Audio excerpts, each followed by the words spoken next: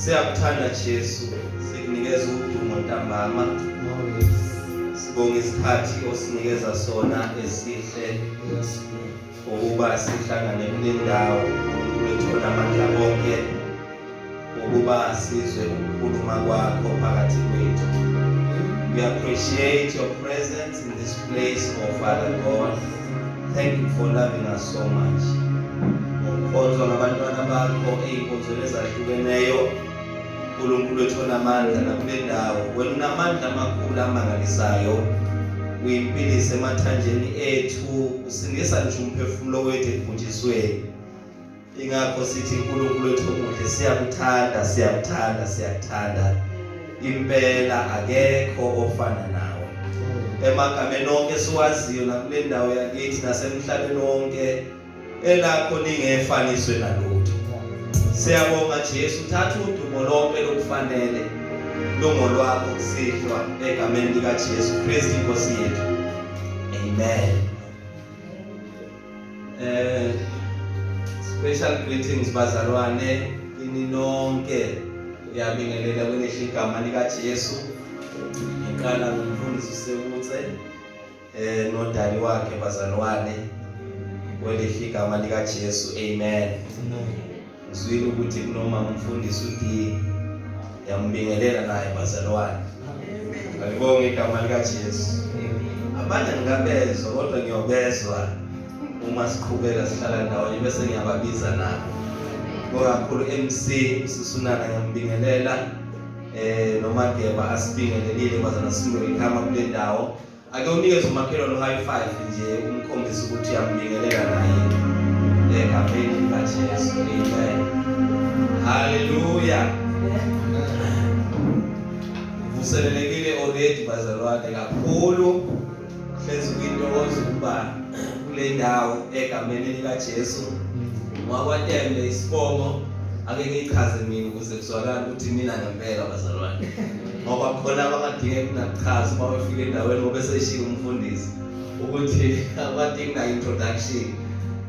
Igama lami nguVezinhlanhla wakwaTembe isibongo. Umntwana kaNkulunkulu bazalwane, uJesu wangenzela umusa, ungenzela umusa namhlanje bazalwane egameni lika Jesu. Amen. Yabona nje makunamapulpiti angaka bazalwane ngiba ne-challenge kakhulu umfundisi ngoba ngiyabona ukuthi ngicishe ngilingane nalo. Kodwa ke hayi bazalwane nizomjwayela nje. Amen. Ngoba ngihamba ngedwa namhlanje bazalwane ekhasi baningi. Nginayo unkosikazi ukwenye i-conference esitenga bazalwane eqala namhlanje yophela Sunday. Yoze kuye ke ekhaya Sunday. Ayibonge inkosi. Kodwa ke ekhaya ngishiye nje abantwana bebodwa. Ngithe ngiyakhiya ke ngiyahamba mina. Ngizonibona ngibuya, ngithemba inkosi ukuthi izongigcina. Alibonge igama lika Jesu. Ngizomfushana kakhulu umfundisi. Angijwayele nokumenywa bazalwane. So nje uma uzwa ukuthi nervous, please bear with me. It's not my thing. Angijwayele ukuthi nginene ukuba ngishumayela. Ngicela sivule ngoba seKolose chapter 4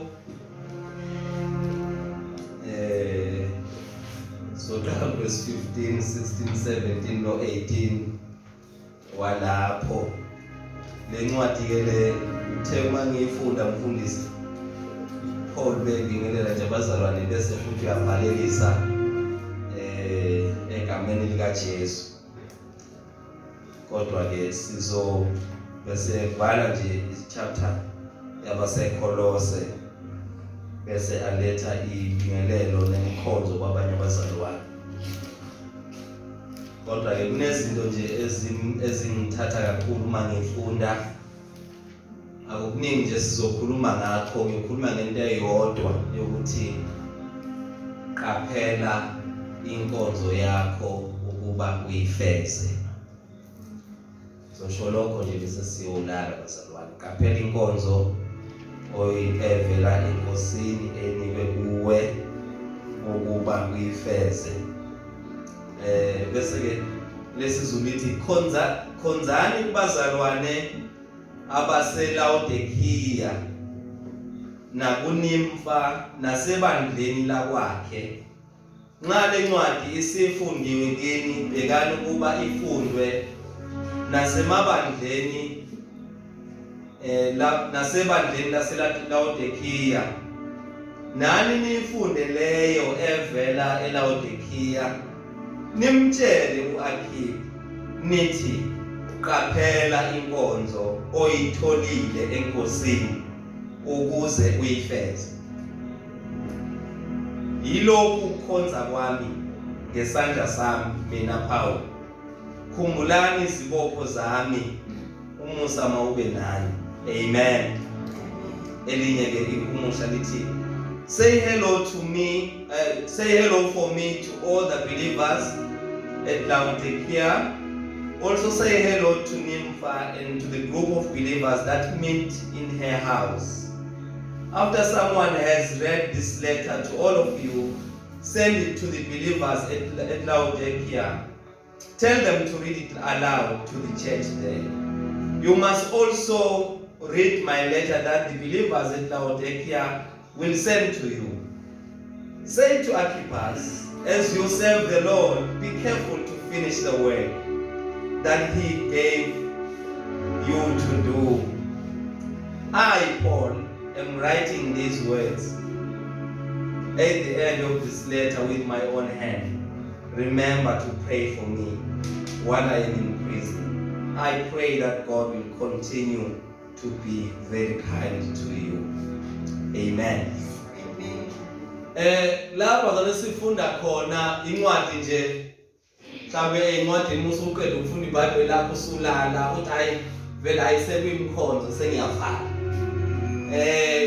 Kule ncwadi yabaseKolose uPaul siyeza ukuthi ubhalela abazalwane kodwa yena usejele useprison. Sezwile leyo bazalwane segcineni ukuthi uzethi ningikhumbule nami emkhulekweni lokhu ngiboshiwe noma kuma chains noma kuma ketango ami etilongweni. Ayibonge igama lika Jesu. Amen. Kodwa ukhuluma amagama anesisindo noma abantu akhombisa ukuthi amqoka ukuba afundwe noma ashiwo kumzalwane othile. So ke ngifuna ukuthi bazalwane namhlanje inkonzo oyimukele enkosini ayivinjwa mawami isimo osuke ukuso. Ayivinjwa nje ukuthi imoto nayo siyakhathala. Inkonzo evela enkosini. Inkonzo evela enkosini ayinendaba ukuthi uPaul usejele. Kodwa inkonzo ayithola ivele enkosini. Kumele iqhubeke noma esejele. Sizwile leyo bazalwane.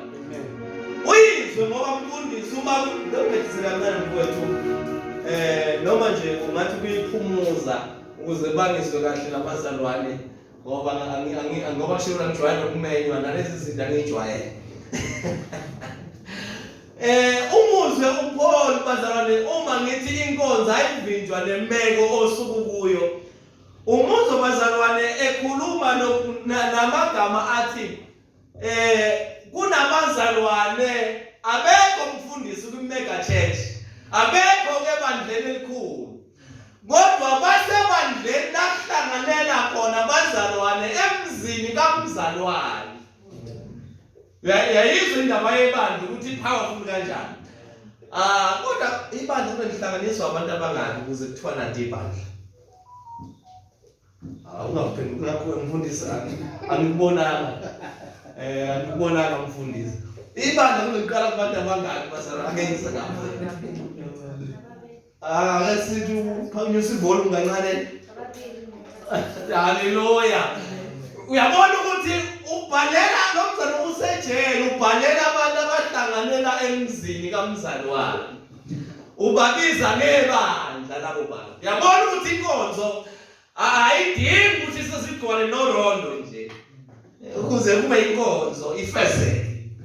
Ukuze inkonzo ebekwe kuwe ifezeke. Ayidingi nokuthi uRondo sinjani sigcwale. Sigcwele. Inkonzo ebekwe kuwe uthi phela nangu uyakhuluma sifunde khona. Uthi kunabazalwane abakhonza ebandleni lakamzalwane uNimfa. Alibonga igama likaJesu. Uthi nibabingelele nawo. Alibonga igama likaJesu. Okusho ukuthi inkonzo bazalwane ayibi powerful ngoba sekukhona abantu abavela eNtuzuma, sekukhona abavela eNanda, khona abavela kwaMasho. Inkonzo inamandla noma kuvela umakhelwane sahlangana kuRondo. Amen. Haleluya. Haleluya. Alibonga igama likaJesu. Inkonzo ayifezeke, ayingavinjwa imeko ophakathi kwayo. Alibonga igama likaJesu. Amen. Oh haleluya. Amen. Sizwa nomufundo kwabaseFilmon nakhona uyeza ukuthi nakhona babekhonzela endlini. Nalapho akhipho wayekhona bekhonzela kuleyo. Ngiyasola mfundisi ukuthi sengathi angazi noma iseKolose noma iseLaodikiya, kodwa inkonzo eyayibekwe kuAkhipho ibonakala yayiwusizo kumabandla abasoKolose nawo Laodikiya. Ngoba kuyenzeka ukuthi inkonzo ebumzalwane oyedwa yazeke kumabandla amaningi. Futhi kuyenzeka ukuthi inkonzo ebekwe kuwe yaziwe nje la kwaNimfa kuphela, kodwa awuneso inkonzo ebekwe kuwe. Kuyenzeka ukuthi kube inkonzo nje uNkulunkulu ayibeke kuwe, especially ukuthi ukhonze ibandla kuloRondo. Kube kamzalwane lahlangana khona abangcwele. Kubiza ukuthi uthembeke ngenkonzo ebekwe kuwe. Awuthembeki ngoba sekukhona abantu abaningi abazokushayela izandla. Kodwa uthembeka noma niba umbalwa enkonzweni. Ngoba ushaya nje insizwa yakithi iRoland uthi hayi singayini ngo5 ayiya lapha kamfundisi mina lapha ziyaduma lapha etendile lemhlobo. Kodwa uthembeka enkonzweni ebekwe kuwe noma kuthiwa sibancane enkonzweni. Haleluya. Alibonga igama likaJesu. Inzima indaba kaAkhipho bazalwane ngoba umshilo ngathi kwakusebandleni laseKolose simbona namayifundo incwadi ukhona.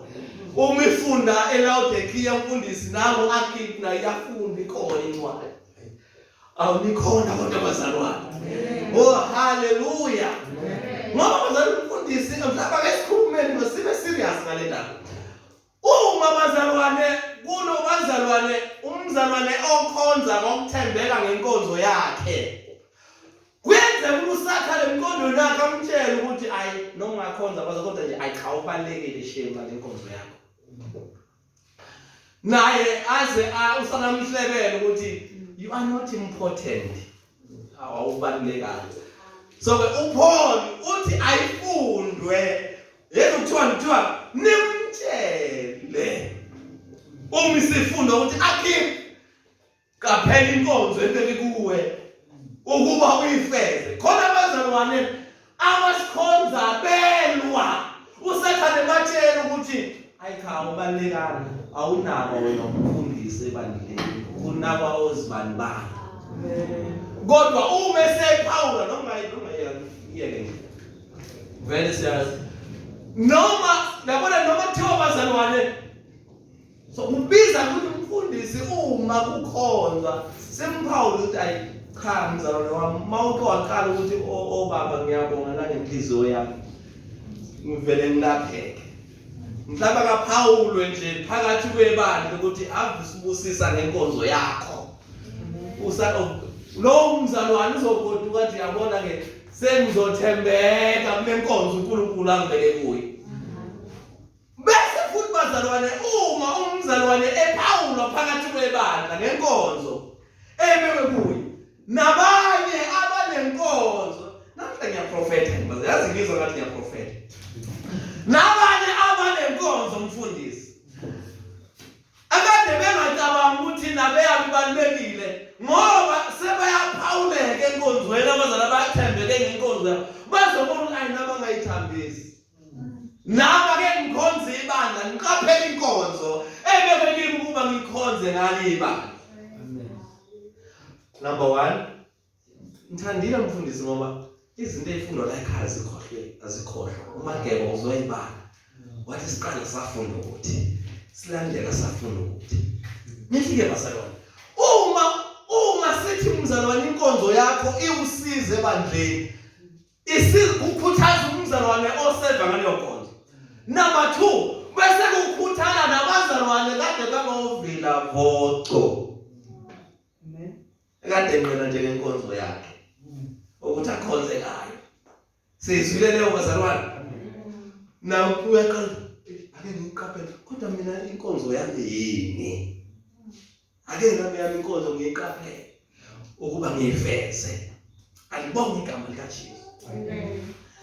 Akulula ke bazalwane ukuthi inkonzo yakho ikuyaliwa uma unenkonzo oyithole akukhulu ngale ukuthi ucatshiwe wayangithi leyo mhlawumbe nganaso unamandla athile wokwena ukukhehleleza usunamandla nje powerful angisho ngoba le awungisho le oyithole enkosini kuyaliwa uma unenkonzo oyithole kubazalwane enkosini alibonge igama likaJesu.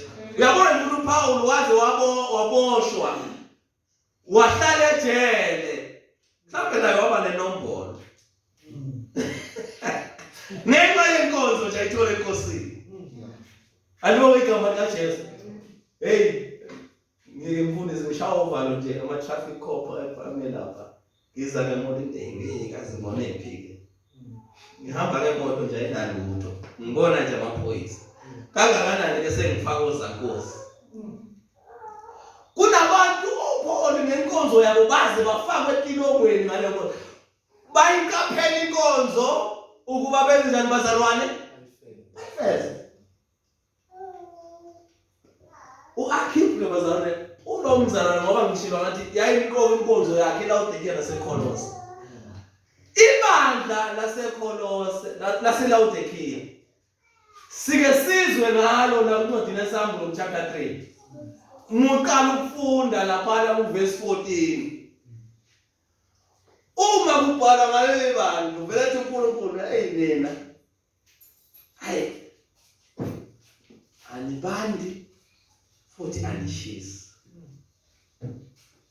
kungcono ukuba niyashisa manje you are just lukewarm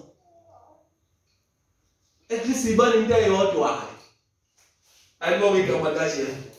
So ke lo mzalwane bazalwane weza ukuthi leli bandla lalentuntu kodwa lo uAkhiphe kuthiwa inkonzo akenze njani ayiqapha ayisikhuluma phezulu ayenze njani inkonzo ayiqaphele ukuba yenze njani ayisese lalela ke uma ibandi inkonzo ayibande kodwa yakhe inkonzo iqaphele kube ifeze wena ungakwazi ungafanishini ufuna ukuba ibandla leprima store ngenkonzo yakho. Nizwakala leyo la mthe inkulumayo. Ingafuni ukuthi wena sikuprima store sikushukusha ukuze inkonzo yakho uyiqaphele uyivele. Kwakubiza ukuthi uakhiphe noma ibandla libanda. Kodwa yakhe inkonzo ayiqaphele ukuba ifeze. Kwakungabiza ukuthi ibandla kuthiwa yabe kumnandi lapha enkonzweni, yabe kumnandi eMachobeni Bible Church. Yazi ngizizwa nje inkonzo yami. Nami ngiyayibona ngisebenza ngifunction. Ifeze inkonzo yakho noma ebandleni kuyashisa noma kuyabanda.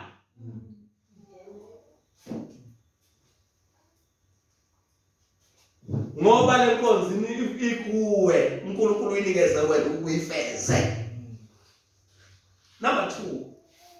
Ibandla laseLaodikiya lalicabanga ukuthi lilithi mfundisi. Lalicabanga ukuthi nayo yonke into. Kule level eze ithi hayi uNkulunkulu asidingi lutho.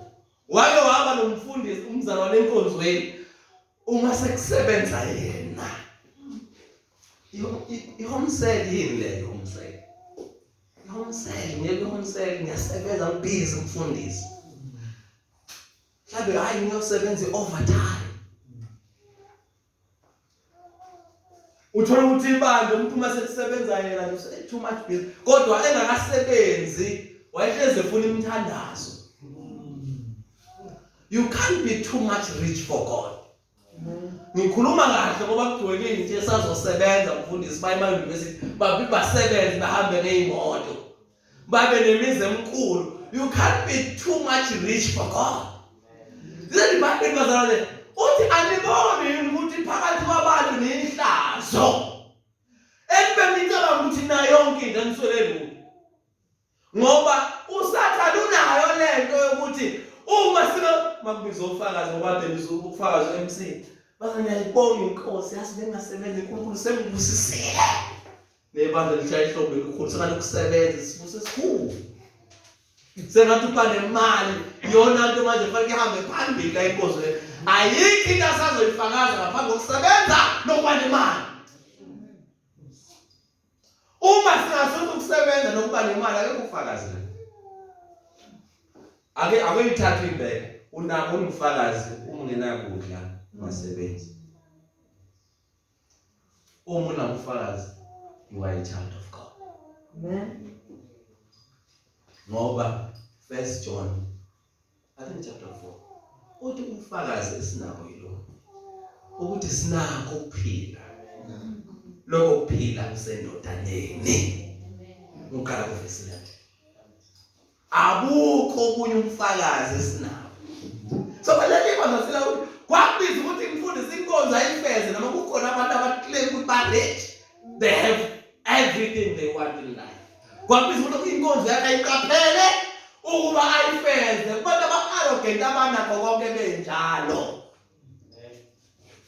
La eMachobeni maze ngisho kahle ngoba ngiyaziwa ngisembhobheni. Kunabantu who cannot go to church because they have everything. Futhi ngiyapha umfundisi ongenamoto. They can't come. Kodwa iBhayibheli lami lithi qaphela akhiphe inkonzo. Oyibeke ukubifeze. Qaphela inkonzo uyifeze. Elinye into bazaleli bandla lasekhulane uNkulunkulu uthi leli bandla lalithi ukuthi liyabona kodwa aliboni. Uze uNkulunkulu ukube niyazi ukuthi bandla laseLaodikiya aniboni kangakanani ngabe niza kimi nizothenga umuthi wamehlo ke nifake umuthi wamehlo bese niyabona ukuthi kahle kahle aniboni. Kulo mnyama kodwa akhimbena ayiqapheli inkonzo ukuba ifeze. Kunzima ukuhamba unenkonzo. Yonaba kunabantu mhlawumbe ngathi ayicha azithi mzala. Nanezinto oyikhulumayo ubone ukuthi abantu ababoni ukuthi kunenkonzo uNkulunkulu ayibeke kubo ifeze. ake ngisho nansi into nangu umoya kaNkulunkulu ngiphuthumezela phambili. Do you know ukuthi kunabanye abantu bazocabanga ukuthi inkonzo ekuwe bayibona sengathi competition. Into nje ukuthi hayi sengathi maqhathaniswa ungcono usibani bani ayinkonzo yini. Unosibani bani. Inkonzo. You know, kunabantu abaplan, they can't see it. We can't even, because it's a gift from God. Kuba isipho sivele enkosini umuntu asiqaphelayo bese akhonza kalisibani. Alibonga igama likaJesu. So ke ebandleni laseKolose nakhona ezinye izinto bazalwane ngicabanga ukuthi zirelevant kulesikhathi esiphila kuso ngoba sishodelwa abantu abazofuzula noma zikhona lezi zinto. Abazofuzula noma zikhona lezi imfundiso ze. Okubonakala sengathi ziwukholo kanti bekuweni clip omfundisi wakhona eMachobeni who is a friend of mine from long time ago. I was ngilungisela ukuzanga lapha ngibuka status. Bethi igama likaJesu is too much big, so much heavy that you need a lot of money to lift it up. Ukuze ngempela ukwazi awukwazi ukukhonza uNkulunkulu ungenalo lutho. You need a lot of money to lift the name of Jesus up. Really? You don't need anything. Awudingi lutho. Ngizathazi. What a shame. What a shame bazalwane. Yabona nje ngoba incwadi yabaseKolose ifundwa eKolose ifundela uDekia mfundisi. How much I wish ukuthi nemfundiso zakuloRondo zingafundwa eDozo. Zifunde eDurban Central. Zifundwe nabamasho.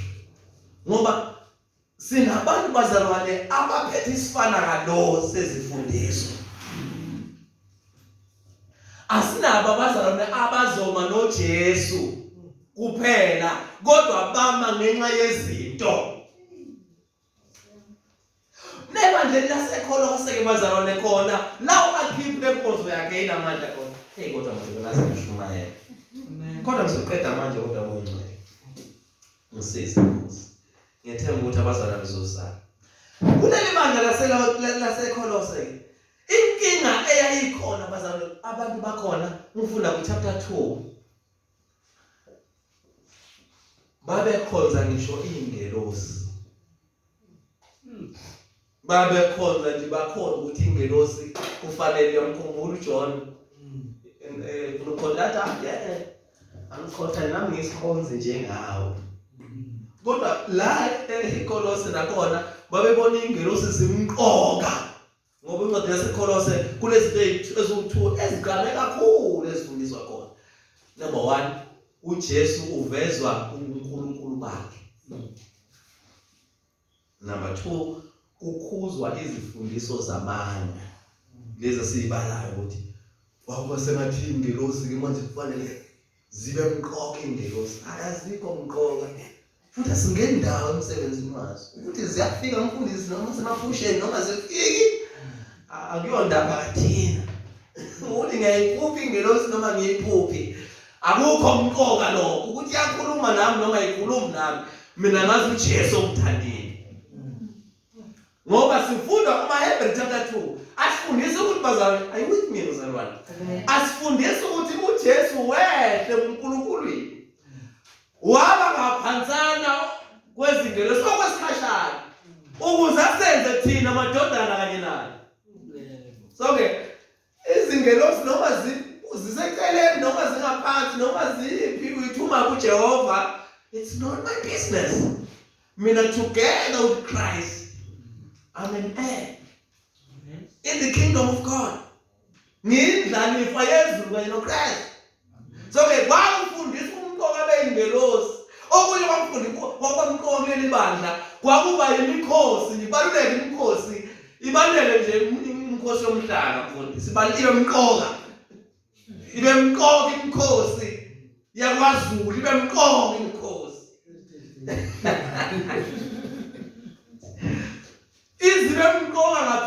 kaJesu. Uthola la ekhaya nje manje sekumqoka amasiko nemikhuba yakwaTembe. Ibe mqoka nje kunoJesu. Nomzalwane azangene kule mkhosi namasiko nemikhuba yala ekhaya. Ibe mqoka nje ukuthi nayo uyangena kulezi zinto. Kwakubiza ukuthi kodwa akhipha ifesi inkonzo kulelo bandla laseKolose. Enye into yayikhulunyelwa kakhulu bawubhala imithetho yokudla nje. Imithetho nje yasekudleni yokuthi yini edliwayo yini engadliwa. Noma sekushilo iBhayibheli lifundisa ukuthi umusa kaNkulunkulu awona ukudla nokuphuza ukuthokoza umoya, kodwa kwaba serious ukuthi asidli inyama yengulube, asidli inyama yedada, asudli nogwaja. Hayi kahleni bazalwane. Ngoba umqondo kuba nemithetho emaqondana nokudla. Hallelujah. Kwakubiza ukuthi akhipha ayiqaphele inkonzo ukuba ayifeze. Alibonge igama likaJesu. Abanye babeyitshela ukuthi bayazi, abanye bayitshela banezambulo ezinkulu evela kuNkulunkulu, kufanele balalele. Fanele balalelwe ke manje ngoba banezambulo enjani bazalwane ezinkulu. Kanti aziwazi ukuba nkulu zidlula imbhalo. Impela ukuthi hayi siyabaphozisa abantu simbuze ukuthi masiphuma enkonzweni awukuthi napa usikhazele. Sizwe ukuthi imthini imbhalo ingabuza umuntu lesonto ayikakumfundisi. Ngabuza umzalwane. Kodwa eBhayibhelini ukuthi kuphi la kusho khona ukuthi owesifazane owupastor ungitholele lelo verse ukuthi liphi ungichazele ngoba sizolithola yini. Cha bengidlula nje nami ngibuza umfundisi ukuze ngisizakale ngoba kuyenzeka ukuthi phela umuntu ahambe izinto mhlambe ziyamgeja. So ke babecela ukuthi kunezambulo ezinkulu. Cha bawune usizo mama usibuze inkosi yami enkonzweni. Sibonga nje ukuthi ayo yonke indlela basisiza kakhulu abesifazane endlini yenkosi. Umfundisi uyochaza ngelingana imisebenzi yabesifazane. Angifuni ukuhamba la ibandla lihlukene phakathi. Amen. Alibonge igama likaJesu. So ke abanye baba nezambulo ezinkulu sengathi kungalalelwa bona. Kodwa kwakubiza ukuthi noma kunjalo uAkhiphe yenze njani inkonzo? Ayifeze. Asiqale ngalokho ayenze njani? Ayiqaphele bese yenze njani? Ayiqaphele bese ayifeze. Ngoba bazalwane kuyenzeka ukuthi inkonzo ngani yami ibekwe kuwe kodwa ungayiqapheli. Bese ukuthi inkonzo ibekwe kuwe kodwa ungayiqapheli inkonzo.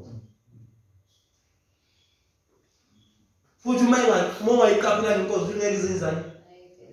Ngifezele.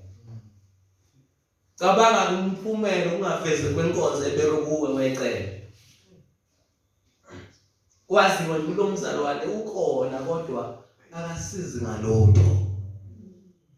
Ngoba asikwazi ukuhlangana emzini kamzalwane seyibandla ungabi nenkonzo, ungabi nalutho. Uzosho ukuthi ayisuku nalutho bazalwane. Suku nalutho.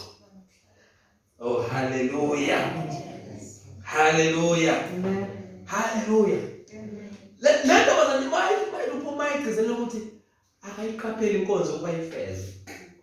Isho ukuthi awubi nenkonzo ngoba uze wancenca abathile enkonzweni kuba bakhethe ukuba unobhala. There is no canvassing. Ukuthi uba izwa kanjani ayithi ngichaza kakhulu. Okwesibili ngoba sizoyela yokuqala umfundisi. Akudingi ukuthi abanye abantu ubakhulume kabi ukuze yakhe inkonzo iqame. Amen. Ayikhulumisi into evele enkosini. Awuhlanganisa abanye. Akuyona imali akuphakamisa uzwele imkhize la.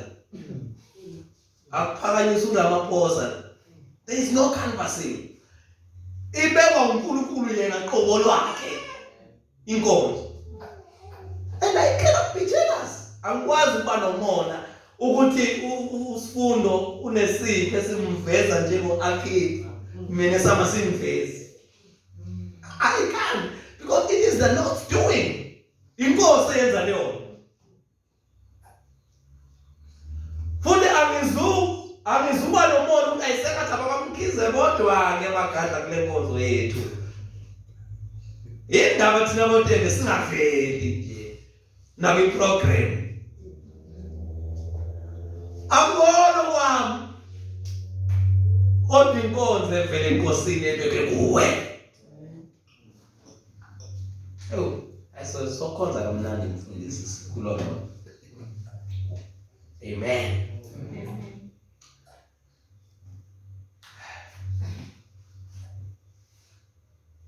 Bese ngichazile ukuthi makuthiwa inkonzo akayiqaphele kuyenzeka ukuthi inkonzo ungayiqaphelanga yenzeke.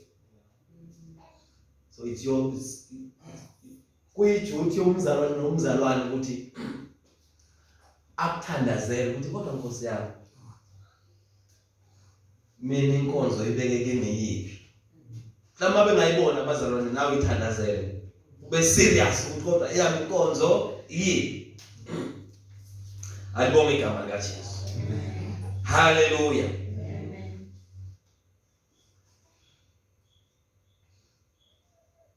Uma sifunda ku1 Corinthians chapter 12, iBhayibheli yasivezela mawuzothi omunye ayi mina angazi ukuthi inkonzo ebekwe kimi yiphi.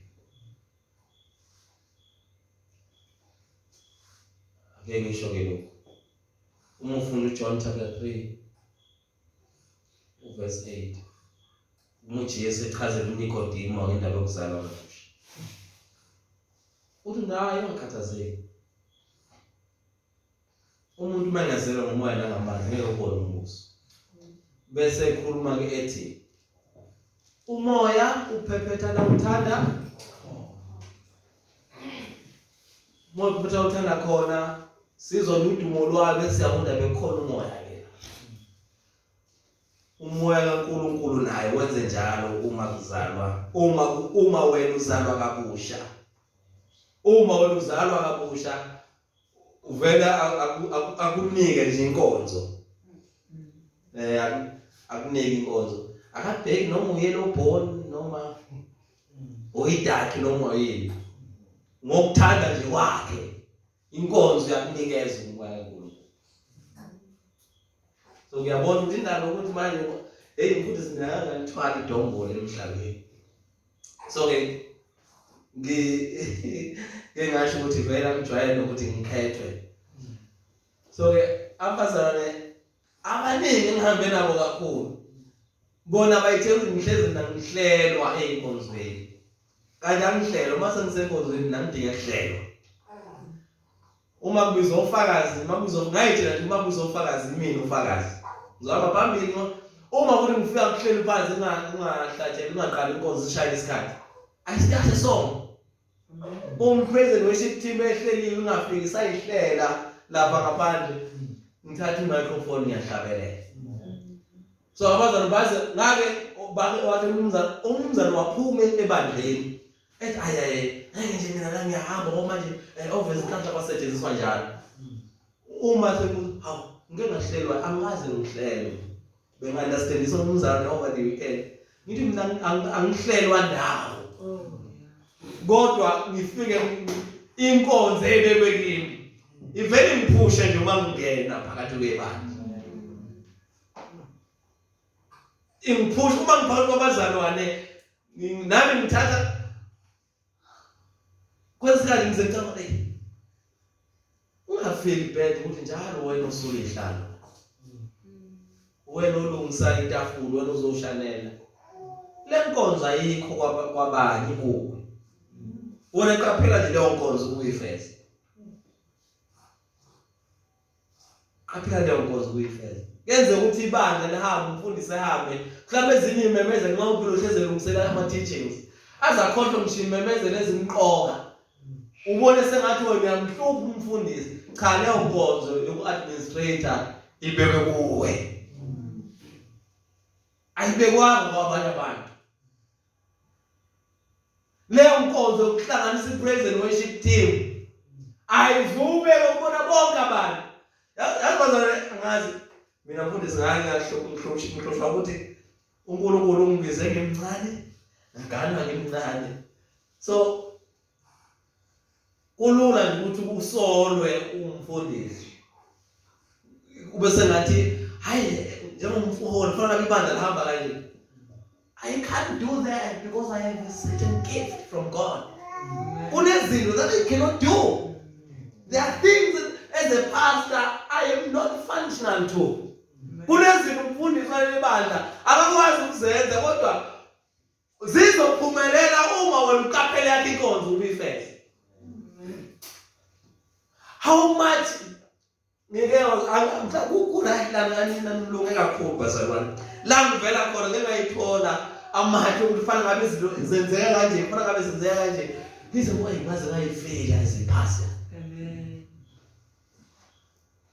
Kodwa kwaze kwamnandi la khona umzalwane nomzalwane eqaphele yakhe inkonzo ukuba ifeze. Kwaze kwamnandi siyofika ngeSunday angekho bheke omunye umuntu angene abazalwane. Ezentobhala kunjani masihlangana omunye esheke uhubo esho umuntu ngumhlabeleli. Hey baza kumnandi uma iqaphele yakhe inkonzo ukuba uyifeze. Ungaphushwa umuntu lalela ngoba usaphushwa awukayiqapheli yakhe inkonzo. Ngoba usaphushwa njengamadolo kuthiwa ngena awukayiqapheli yakhe inkonzo. Uyiqaphela ukuyifeze izimo zingahambi kahle enkonzweni. Uyiqaphela ukuyifeze inkonzo emndenini izinto zingahambi kahle. Ngishilo bazalwane, awukwazi ukuvutha ngokunazo zonke izinto ukuqaphela inkonzo yakho. Awukwazi ukuyifeza inkonzo yakho ngoba sesikhonzela kwi-auditorium. Ake ungene enkonzweni yakho uthi khaxa siwu-3.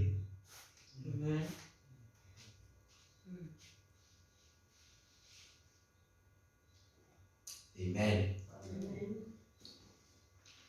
Sizofunda ekugcineni ukuthi inkonzo yakho imqondo. Ake ngisho nansi into ngokusiza umoya. Ubalulekile emzimbeni kaKristu. Umqoka ebandleni likaJesu. Umqoka. Yeke lento ukuthi makuhletshwe wena udecide ukuhlala ekhaya. Lento ikhombisa ukuthi khona into ongayiqapheli ngawe. Uma ku-WhatsApp ba-WhatsAppele nje kwabhala igama lakho sewuyothula ke la ungabambi i-microphone. Hayi anginje kuleli sonto yazi angikho right. Qaphela inkonzo yakho ukuyifeza. Alibona igama likaJesu. So ke uNkulunkulu usipha nje ngokuthanda kwakhe inkonzo. Fana kube nenkonzo yakho noma kuthiwa uzalwa nomfundisi. Nawe leyakho umfundisi nawe leyakho. Uzalwa umzalwane ovuthayo. Othandazayo. Nawe leyakho inkonzo. Qaphela leyo nkonzo yakho ukuyifeza. Amen. 1 Corinthians 12 verse 8 usifundisa ukuthi abanye baba nesipho nje uthola ukuthi baba nenkonzo yokwazi izwi, babe nezwi lokwazi, abanye babe nezwi lokuhlakanipha, abanye babe nenkonzo yokukholwa, abanye kubo ukuphulukisa amen. Abanye umsebenzi yamandla kube nama-miracles. Unakho yabona mawusebenza ngenkonzo yakho iqaphele. Ake ngisho ngoba phela vele sizofunction after this teaching. So ke sizosebenza. Awudingi nokuthi uqhambe uvele. Uthi hayi ngizwile namhlanje. This is so childish. Ngizwile namhlanje. Namhlanje bekuyimini uMC. Angihlaphela nokushumayela mina ku-youth conference. It's not about you. Kube inkonzo enkulu kulayibeke kukhonzela. Alibonge igama likaJesu. Lenzela ukusiza nalabo abazobeka izandla kwabagula okasini. Yabona? Uyozemise ibhodi ngelanga athi healing crusade. Kanti kuyenzeka ukuthi umthandazelo umuntu aphile, akusho ukuthi ohlezi umthandazela madoda. Yazi. Siyomisa nge-healing crusade. Funa khona la uzofuna ukuphuma uqale angiqeqeba la ngoba khona abantu ababeka izandla cha. Isipho sihle nje sikhona sonke la.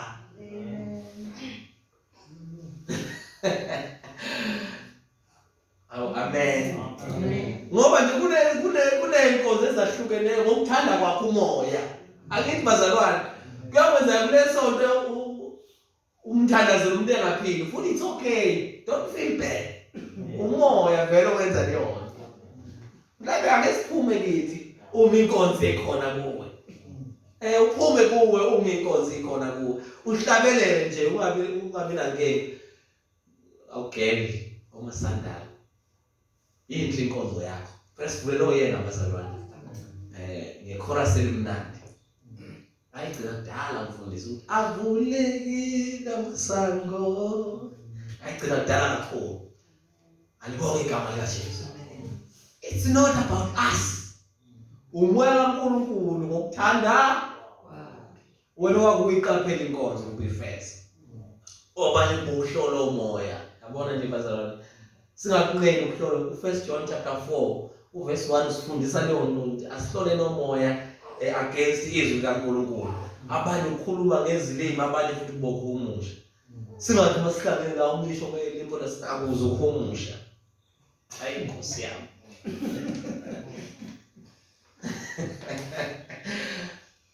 Akube khona ukukhuluma ngelimi, kube khona futhi nomtshana bazalwane ukuhumusha. Yabona ngathi imali ehlukene lesilagala afana lehlezizwa ngaphandle. Hey bazalwane, people are too busy. You can't speak in tongues in the community within the church, but no one is interpreting. IBhayibheli bazalwane lakunalifaya lokho, liyakumisa. For the edification of the church. Amen. Ukuze kukhuliswe ibandla. Ngoba lezi zipho leyo nkonzo yakho imqobo ukuzisiza abanye abazalwane. Yabona uNkulunkulu kahle kahle akasidalelanga thina. uNkulunkulu akakwenzelanga wena. It's not about us. uNkulunkulu akakwenzelanga wena. Ingakho inkonzo yakho usuyenza kahle. Sizwa lithi efakona ke uhlabelele sime ngenyawo sijale. Ngoba lento noma yenzelwe thina ukuba sibusiseke siqine enkondweni sikhuthazeke sibe revive. Alibonge igama likaJesu. Abanye bomoya inkonzo yakho uNkulunkulu ithi Ephesians chapter 4 verse 12 usiyela ukuthi abanye ngokuthanda kwakho umoya wabanye babe ngabaprofeti, abavangeli, abapostoli, abelusi kanye nabefundisi. Amen. Ora namhlanje qaphela ke yakho inkonzo ukuba go uyozungena ethuneni ikhona yakho inkonzo. Ikaphele nje ukuyifeza. As long saphefumula. Uma saphila nje ikhona inkonzo. Ikaphele ukuyifeza. Alibonge igama likaJesu. Kungekho lula. Uyiqaphela ukuyifeza ngisho isona emzimbeni wakho sithi ngenze. Ngoba awukwazi ukuyenza ukukhuleka inkonzo futhi usesokudla izolo. Muyiqaphele kahle inkonzo. Nina bazalwane ngathi nami nikholwa kakhulu. Nike nabona kodwa izangoma esifaka amabhaya abovu nokumhlophe. Uthola ukuthi insizwa nje ngobheka inehwana. Kodwa uhamba ngenyawo ufake yakhe ingubo yayo nje ishaya emaqabeleni. Ngoba useyithi isikhambeni into yakhe. Futhi iqaphele ukuba ifeze lento yakhe. Akabi namahloni noma kuqhamuka intombi ezinhle, ibhayi lakhe libomvu nokumhlophe ufakile. noma ngabe uhamba midway akanankingi. Uyabona serious kabi indaba yenkonzo ekekile umuntu. Mawumuza futhi uthi hayi ngeke abadala. Omunye noma owesilisa kodwa uzothiwa gogo. Omunye owesifazane uzothiwa khehla. Inkonzo yakhe uyiqaphelile uthi efese. Ake ube nesibindi manje nawe ngale nkonzo yakho. Iba serious ngale nkonzo yakho. Ngaba serious ngo-2003. Every year thina lapha ekhaya ngoSeptember kwafika isangoma nenyanga izosigcaba. Nje sonke nomnye songena endlini lapha kusetshenzwe. Athi baba lento esiyenza lapha inkonzo yini ayivumi. Ngasahlukanisela. Bantu abasha ake sichaze inkonzo yethu lapha emakhaya. Uma sekusindiswe wena chaza ukuthi somamukela uJesu oyisipho esibhedlela. Ngoba bazalwane kunzima emakhaya. Ichaze. Before umfundisi ngichaze inkonzo bayankulunkulu wathi wabona manje kwasekhaya usuzophoshwa ngenxa yevangeli. Ngiyakwazi ukuthi ubaba wami umzalayo ephuma ngesana ngizalanga. Ngingasho uPaul waboshwa ngenxa yevangeli. Bahamba nje ekhaya ethi baba la sizohlangana khona noma ngayini noma ucelemba noma ngabe sikhwili siyosha ngoba ngizalanga ingane ihlongandlela. Washo ukuthi inkonzo iqaphele. Iqaphele yakhe inkonzo. Ayizuza ninamaswidi namanandi. Zoba nzima mawukanti nje uwena ushaya imithetho yami abantu basemsamo phumele ba sinabazalwane enkonzweni umkhokheli kodwa ekhaya futhi nakhona ugosa nasemsamo. Uye futhi ohamba phambili emthethweni yala ekhaya. Unenkonzo yakho kuthiwa hey bazalwane qaphela inkonzo uyifeza. Awuzuyifeza ngoba khamba kahle. Awuzuyifeza ngoba khamba kahle. Feza inkonzo izimo zingahambi kahle.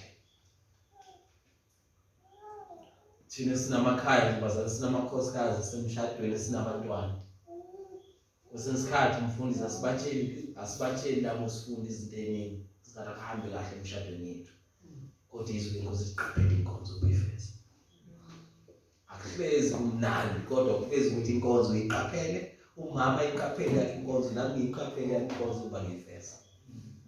Uma sesiqaphele sobabili sometimes sesismile futhi sokumnandi endlini. Ngoba le nkonzo yenza ukuthi abantu bahlalisane kahle.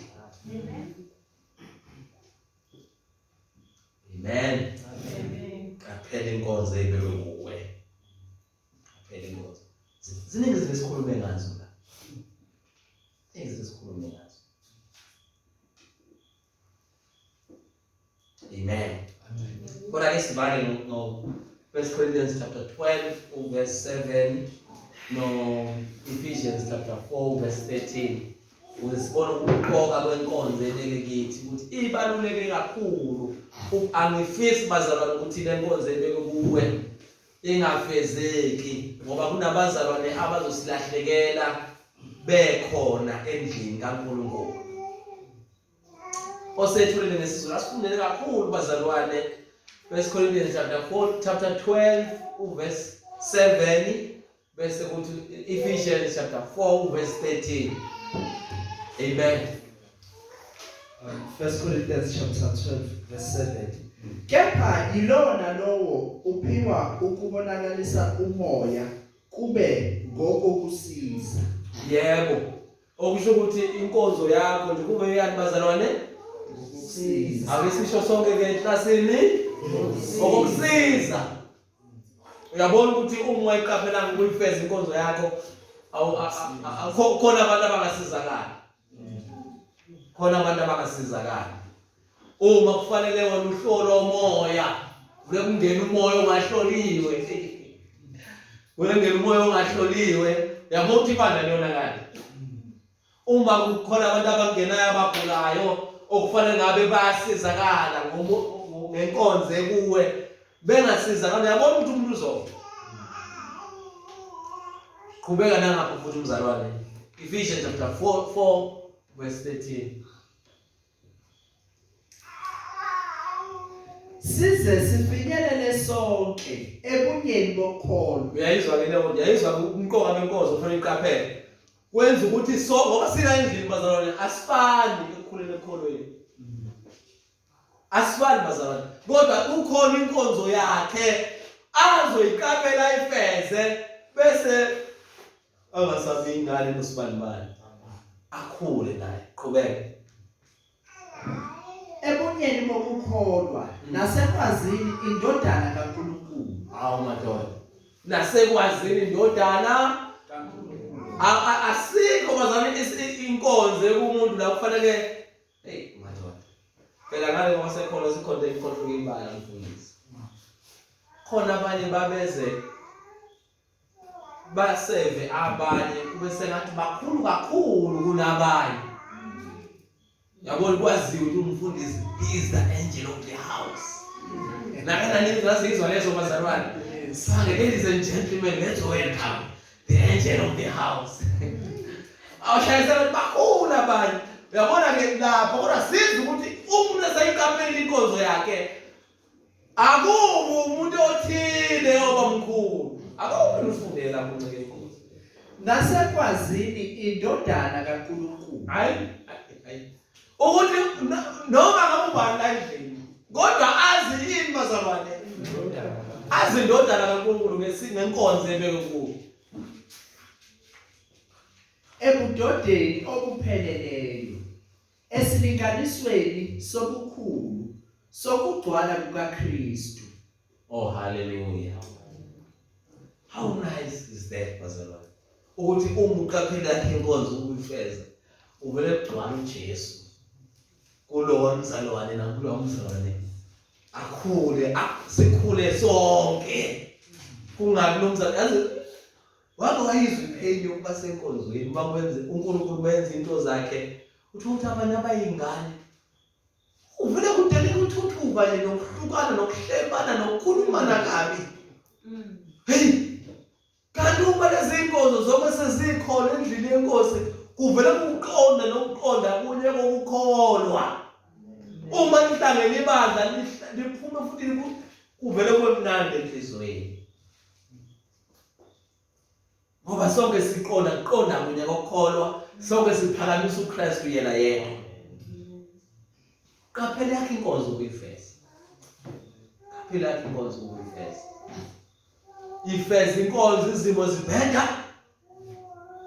Hey bazalwane. Phela masifeza le nkonzo umfundisi. Izinto iBhayibheli nalaba Galileyo bashayise ngathi abaganele. Angazi uma kwalifunda lelo iBhayibheli. Lelo verse. Ube serious ngenkonzo yakho. Nawe ufundile osebenza kahle emsebenzini ushayise ngathi awuyona imanager la usebenza khona. Ngoba sikhonza kabi sinabantu abaphethe amajazi. Noma sesenkonzweni sengathi angabe imanager. Hayi bazalwane sikhonza ngeziqaphela yakhe inkonzo ukuyifeza. Oh hallelujah. Ngiyacela umfundisi ukuthi vele besibhalele ukuthi inkonzo iqhamuka 6 o'clock kuphela 8:30. Hayi kusele 4 minutes, 4 minutes ngicela ukunikeza umfundisi iyobe seyithandaza egameni likaJesu. Amen.